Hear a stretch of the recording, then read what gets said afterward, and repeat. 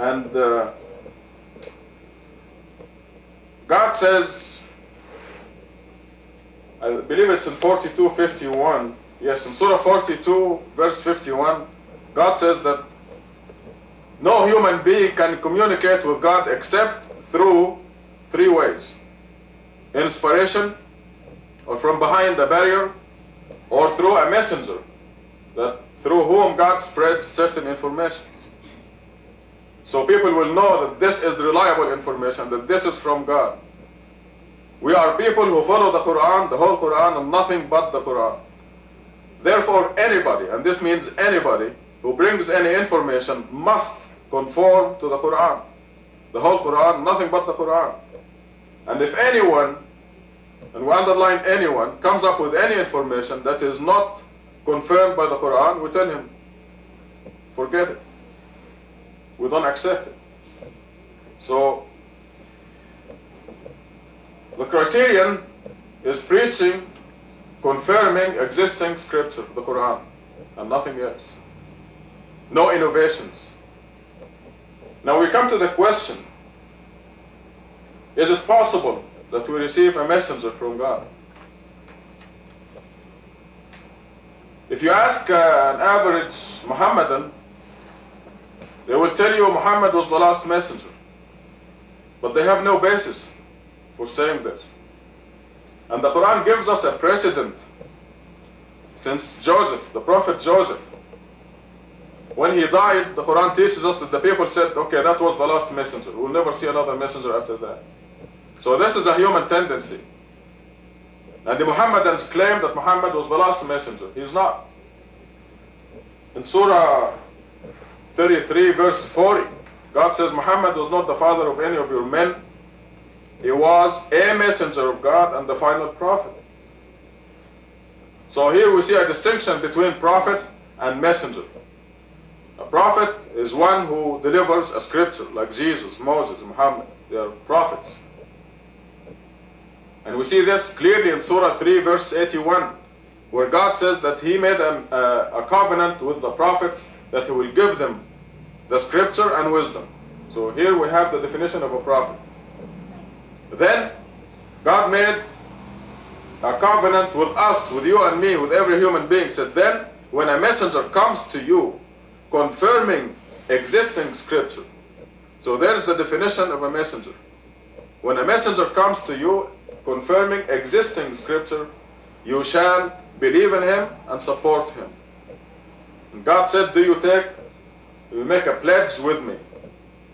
And we all said, yes, we do. And God said, you have thus borne witness, and I bear witness along with you. Therefore, it is possible that there will be messengers after Muhammad. In Surah 7, verse 35, it says, O children of Adam, when messengers come to you, reciting my revelations to you, those of you who believe are the successful ones.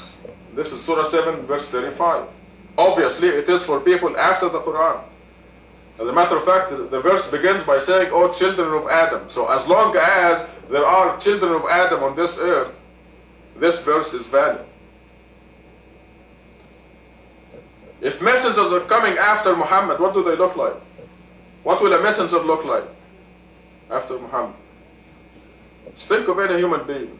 What are his characters? You think he'll be walking on water, or walking in the air, or coming with 3 angels on each side, or something? He's just one of us, just a human being. Some people came. I want to answer the question, why? Why send a messenger? Why does God send a messenger? Why not just go in the same way that people have been going? They've been reading the Quran, following the Quran. Well, one important element is the test, because of this covenant that we made with God.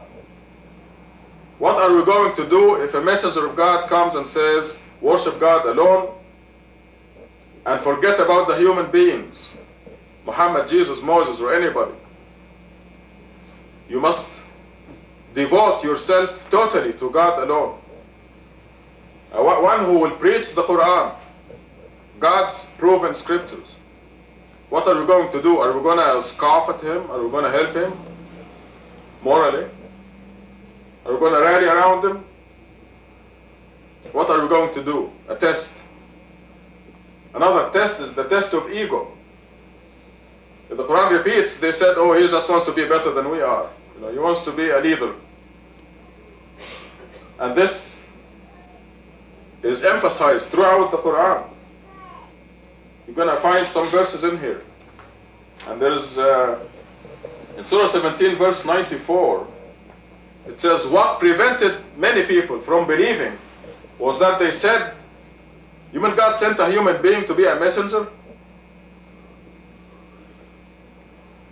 And in Surah 64, verses 5 and 6, I'm going to read them for you.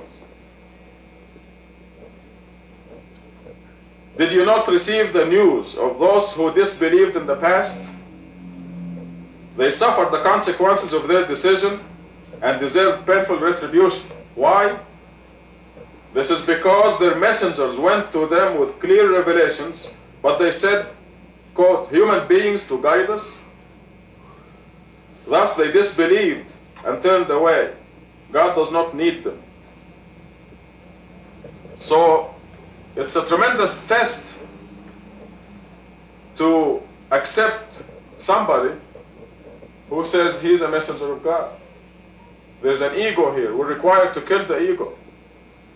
And this applies to all of us. One of the requirements in the Quran.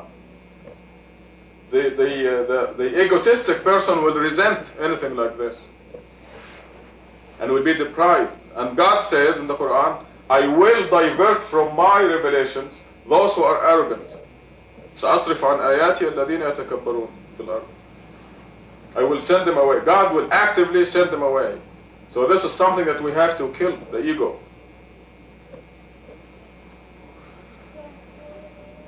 So many people came and said they were messengers of God. Baha'u'llah was one of them. And Ghulam Ahmad of Pakistan said he was a messenger of God. And Joseph Smith, the Mormon leader, said he was a messenger of God. But God made it mandatory that a messenger comes with proof, certain signs. Moses brought all kinds of proofs. Salih brought proofs. Jesus came with signs that he is authorized and sent by God. And on that difficult day, a few days ago, when I'm going to give you all the details, I'm not going to be mysterious and say I was told this and that and leave it hanging. I'm going to give you, everything's going to be wide open in front of you, and I will tell you exactly what happened in time. If the time doesn't help us now,